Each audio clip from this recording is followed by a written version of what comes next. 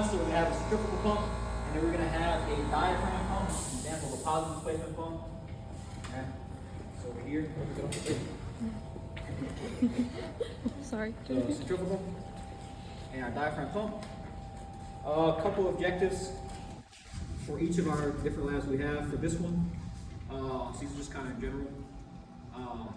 So you want to be familiar with our operating two different types of pumps, so the centrifugal and our diaphragm. You're going to be looking at being familiar with the affinity laws. Do you remember those? All right, well, you don't have to know this for the theory section, so brush up. Yeah, next question. I was gonna ask if we, like, let's say somebody else doesn't know what the affinity law is, where should they brush up from that at? I would consult your old class notes or textbooks. Or Google. Or Google. That's a really good. It's got, yeah, I mean, they're the same affinity laws Not that me. they all. I also have. Somebody else, right, yeah. Like on the Moodle page, I have resources.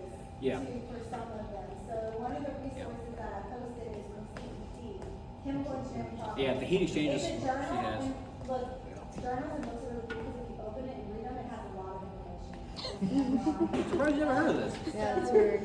That article has the affinity laws described in it. But if you use information, you have to do what? All right, that is a plus. That is a plus. Not every group over here is No, it's apparently gonna be that. fine, it's gonna be great, guys. You can ask questions all the time too, just FYI. So we're all gonna use our affinity laws. We want to determine some relationships between our flow rates and our discharge pressure. Those are two different things depending on the pump. So for this one, it's actually going to be discharge pressure coming out of our discharge size of the pump. We'll go over in detail these pumps in a second. For the diaphragm pump, it's air operated, so it's going to be the air pressure that you're supplying. Okay, so the relationships between your flow rates and those pressures. Okay. I think that's pretty much. Oh, and we're going to give you some. You're going to have to predict some operating parameters. So based on what you know, I think the affinity law is one of the ways to do that, if I recall correctly. You can, like, if we ask you, hey, what do you need to, how many RPMs you need if we want this much flow rate, you better calculate that based on the data that you have, right? Stuff like that. So we'll ask you for a few of those things. You better calculate those. So those are the general objectives that we're looking to do.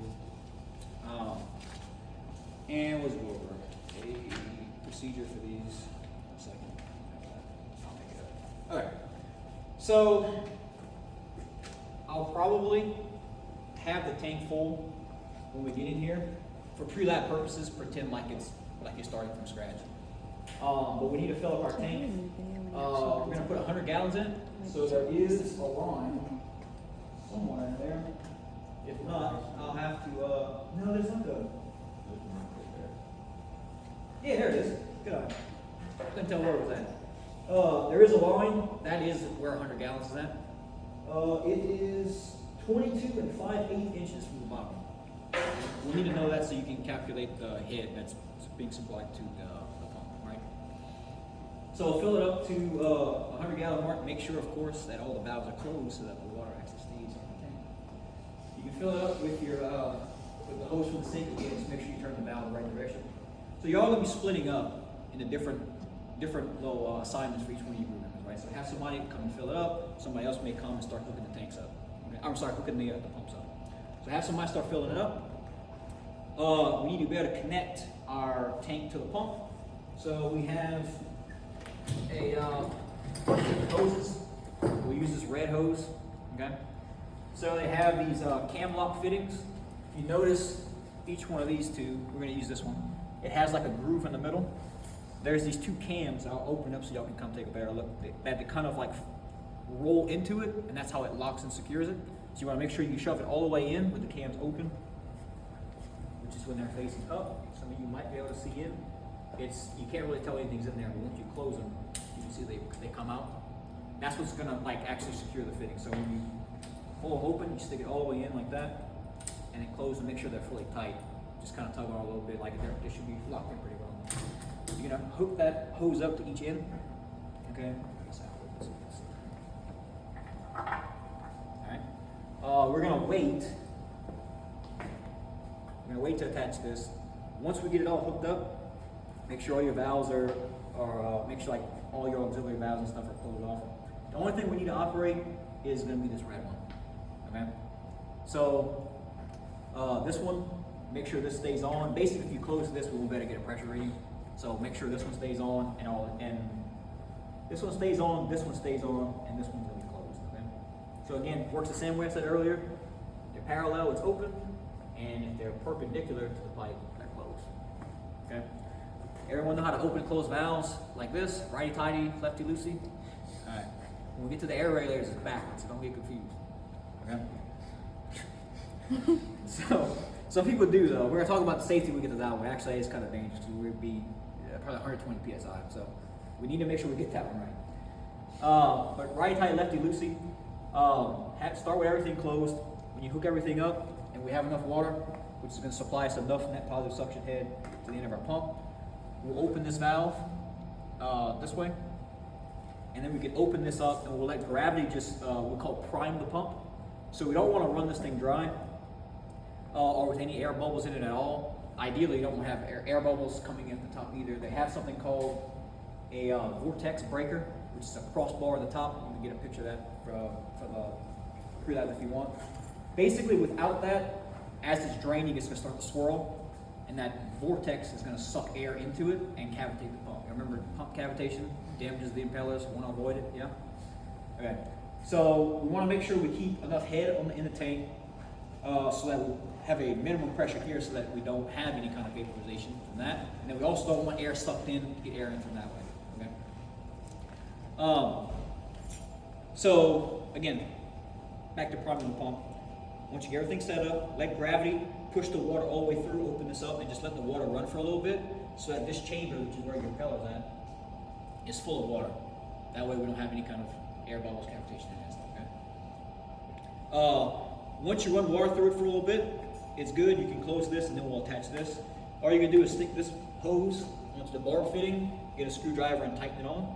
So we'll put this thing probably about maybe halfway or so.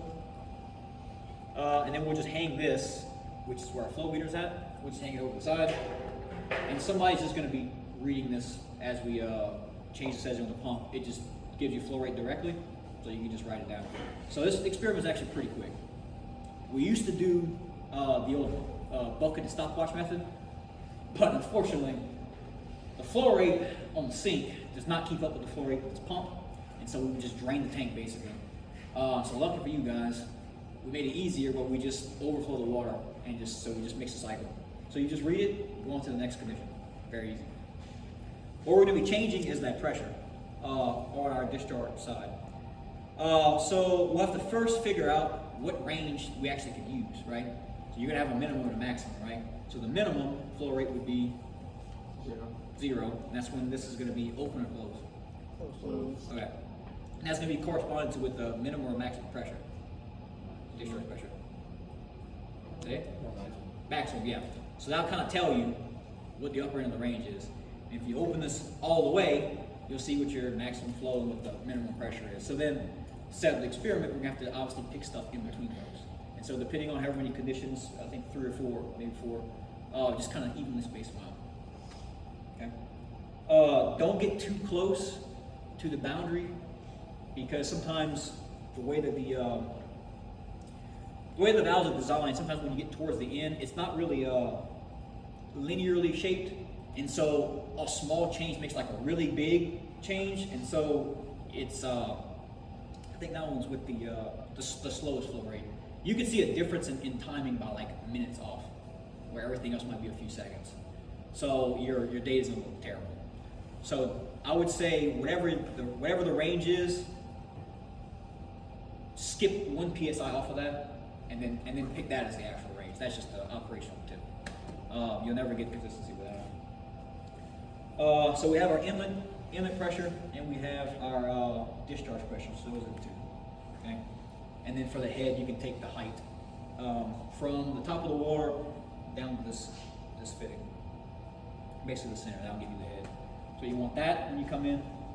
Just take that right off the bat. Take the height, and then you'll be measuring these two while we're running, and then obviously get the flow rate. Okay. Let's see. On switch is over here.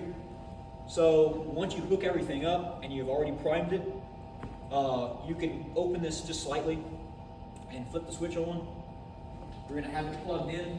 Make sure that you plug this into the CGFI, it's a ground fault circuit interrupter. That's in case for something gets wet, it'll actually just cut the power out so that we don't shock ourselves. Just take this and plug it into the back wall. It should light up, so if the light's on, we're good. Again, switch is over here. You don't have to turn the pump off while we're running. You can just change the flow rate and go back through. That'll speed it up.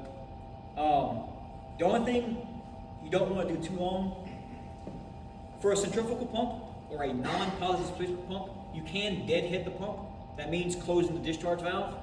You don't want to do it too long because sometimes overheating can damage the motor and stuff like that. But if you have to do it for a little bit, it's fine. We do not deadhead positive displacement pumps because they just keep working, trying to fix the volume every time, and it'll basically blow the diaphragm out.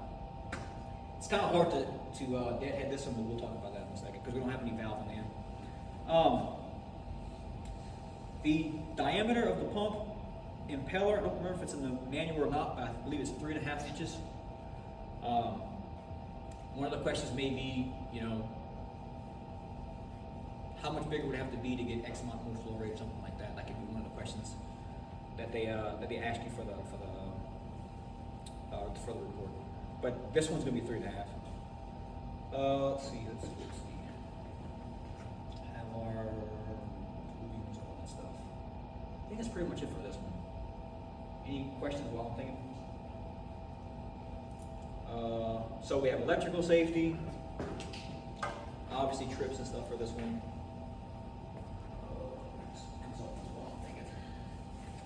That's pretty much it for those.